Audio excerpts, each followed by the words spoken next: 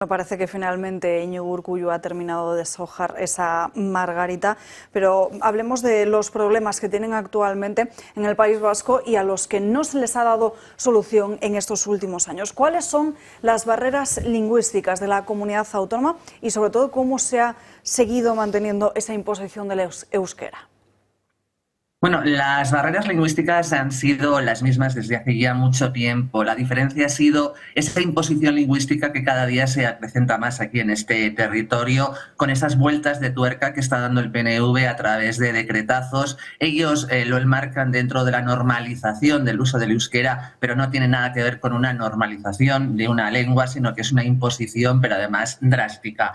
¿Cómo lo están haciendo? Pues bueno, ahora mismo han determinado, como digo, mediante un decreto, el que todas las oposiciones que se hagan en el País Vasco para optar a un empleo público se hagan en euskera íntegramente.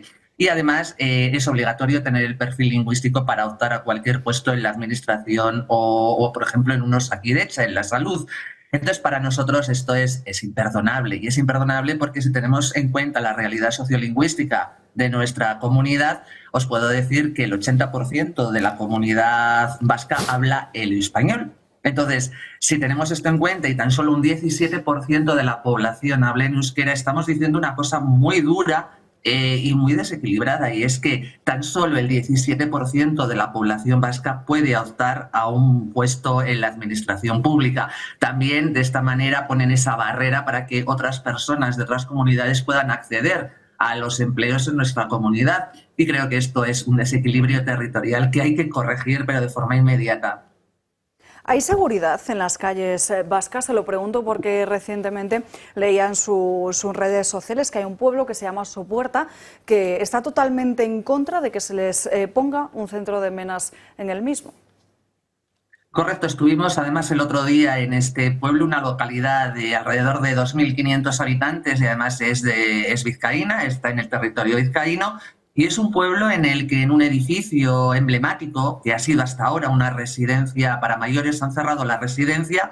Estuvo en venta durante un periodo de tiempo que estuvimos además haciendo seguimiento de ello por alrededor de 1 millón de euros, y curiosamente ahora la Diputación Foral ha determinado que es un sitio perfecto para colocar un centro de menores no acompañados, de espaldas, por supuesto, a la ciudadanía, que no tenía absolutamente ni idea de que esto se iba a producir, y ahora mismo tienen a toda esa comunidad, a todos esos ciudadanos en contra de que se abra esto, porque de hecho hubo ya 2 centros de menores en localidades cercanas, como era Carranza y Arcentales, que los cerraron porque efectivamente aumentó la inseguridad, aumentaron los robos y aumentaron pues los delitos que habitualmente cometen este tipo de menores, que una vez de que llegan a esta ciudad, a este pueblo, hacen y deshacen y campan a sus anchas, porque no hay, en primer lugar, policía local en estos condados, y en segundo lugar, porque la Ertzaintza tampoco está, es decir, no hay una protección por fuerzas y cuerpos de seguridad del Estado. Los vecinos se encuentran desprotegidos y desamparados.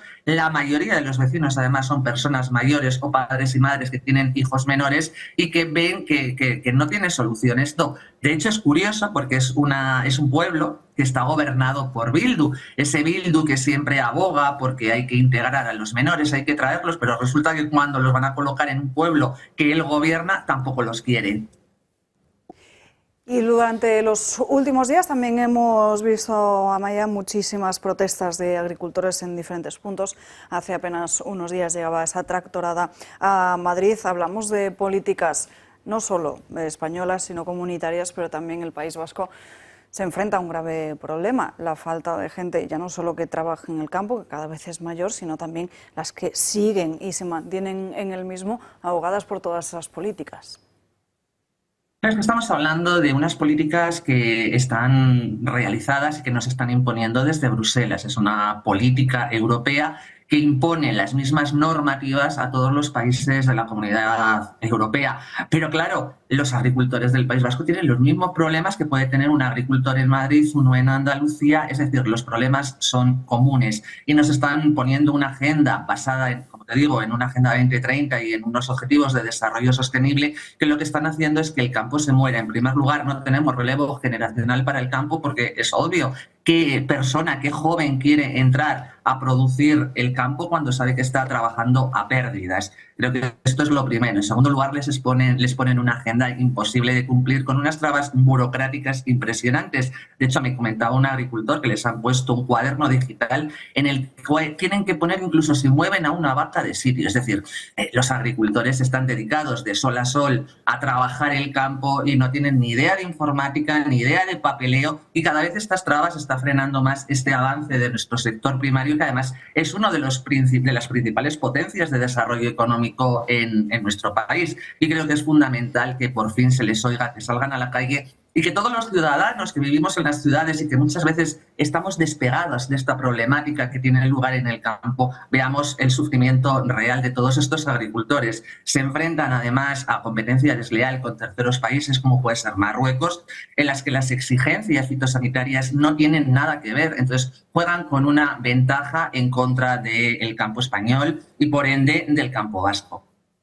La Audiencia Nacional, además, en los últimos días ha retomado esa causa sobre los homenajes a presos etarras. Leíamos también en prensa cómo el partido de Otegi impulsó hasta 140 onguietorris mientras pactaban con Pedro Sánchez. ¿Cómo es posible que a día de hoy se sigan permitiendo la celebración de estos homenajes a etarras, de que los asesinos sean homenajeados como si fueran héroes?